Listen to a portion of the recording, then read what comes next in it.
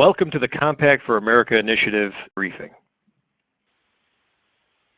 Our national debt is exploding beyond all barriers. It just breached the $16 trillion mark and is headed to infinity and beyond. We all hear that the fiscal cliff is looming. Well, it really is. Even if you look at our national debt as a percentage of GDP, our gross domestic product, everything our country produces, it is now tipped the 100% mark. We now incur and have incurred more national debt than what we produce in an entire year in this country. The last time we were at this place was in World War II, when our country's very existence was at stake. Every election cycle, Washington tells us it will reform itself, that it can kick its debt spending habits. But it doesn't matter. Republicans and Democrats, no matter who's in charge, have continued debt spending regardless of the outcome of an election, and despite their continued and repeated promises. The reason why is too much power to incur debt is concentrated in Washington. With all that power to borrow limitless amounts of money, special interests and those who depend on government entitlements pile into Washington demanding a piece of the action. And politicians are more than happy to oblige, because the wonders of borrowing mean that they can shift the costs of their current spending to non-voting future generations. But we have a solution at Compact for America. It is a balanced budget amendment, but it's more than that. It's a balanced budget amendment that takes away some of that power that Washington has and gives it back to the states and the people. First, like any decent balanced budget amendment, it puts a firm limit on how much debt Congress can incur. It gives them 1 year to get their budget under control. But it doesn't stop there. It says that if Congress ever wants to increase the debt limit again, if it ever wants to borrow more than what the debt limit provides, it can't do it without a co-signer. It can't do it without a majority of state legislatures approving any increase in the national debt. It checks the power of Washington by making sure that there is someone accountable for not spending beyond the means of the federal government. It holds the president accountable for staying within the debt limit. If spending exceeds the debt limit, the president can be impeached. Finally, it recognizes that our debt spending problem is primarily a spending problem, not a revenue problem. And so it prevents general tax rate increases with a supermajority requirement of 2/3 of each House of Congress. At the same time, it recognizes that we've dug a very, very deep hole. It may be necessary to raise more revenue. So it says that the supermajority provision does not apply to closing tax loopholes, to eliminating tax credits and deductions. It creates an incentive to a flatter, fairer tax. You're probably wondering why state legislative approval. Well, there's 3 reasons. First of all, state legislatures are closer to the people, physically. You can get an appointment with your state legislator far easier than you can get an appointment with your U.S. Senator. Secondly, state legislators are early in their political careers. They care more about their constituents because their constituents matter more to the trajectory of their own ambition. So they will hear the American people and put more weight on the American people than anyone in Washington would. With polling at over 80% favoring a balanced budget amendment, demanding that Congress balance its own budget just like every family does, that means state legislators are more likely to control the debt than Congress ever would be. Finally, state legislative approval decentralizes power. It takes the power to approve debt out of one place, Washington, and distributes it to 50 states, where special interests and those who depend on government entitlements will have a harder time dominating the debate. And the American people will have a fairer opportunity to have their voices heard. And we know one thing's for sure. If you leave the power in only Congress's hands.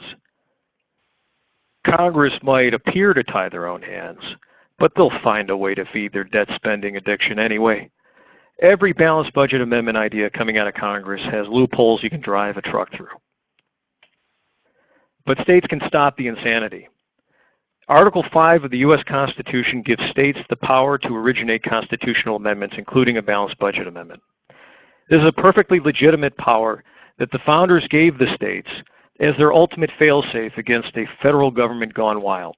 In fact, this power that states have to originate constitutional amendments was the topic that was the final argument for ratification of the Constitution as made in Federalist Number 85, the last of the famous Federalist Papers. The founders promised us that if necessary, the state legislatures would have the power to use Article 5 to promote constitutional reforms that would rein in an overreaching federal government. But the problem is the process is very difficult. It requires over 100 legislative acts. It requires 34 state applications passed in the form of resolutions in 34 states. It requires Congress to respond to those applications by passing a call resolution. It requires the states to respond to the call by appointing delegates in 26 or more resolutions. Even if the convention meets and proposes an amendment, it still goes back to Congress, and Congress has to pass another resolution referring the constitutional amendment back out for ratification by the states. And then finally, no amendment becomes law until 38 states ratify it, and that requires at least 38 states passing legislation to either have a convention to ratify the amendment or to ratify it directly through their legislature. This is a Rube Goldberg's machine that has never been used successfully to its conclusion. The Compact for America changes everything. It consolidates the entire Article 5 process in two pieces of legislation, one state compact and one congressional resolution. The state compact contains all of the legislative acts that states need to generate for the Article 5 process to work. It contains the text of the proposed constitutional amendment, in this case the balanced budget amendment. It contains a commission to oversee the process, ensuring that the amendment is proposed in an orderly fashion. It contains an application to Congress to have the convention called, and that application only goes live when 38 states join the compact.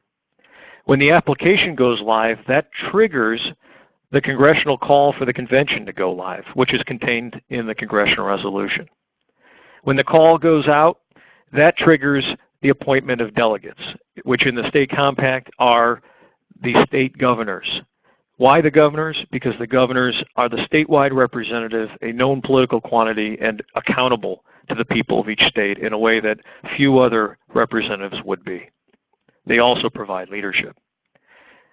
Not only that, but the state compact contains the convention rules.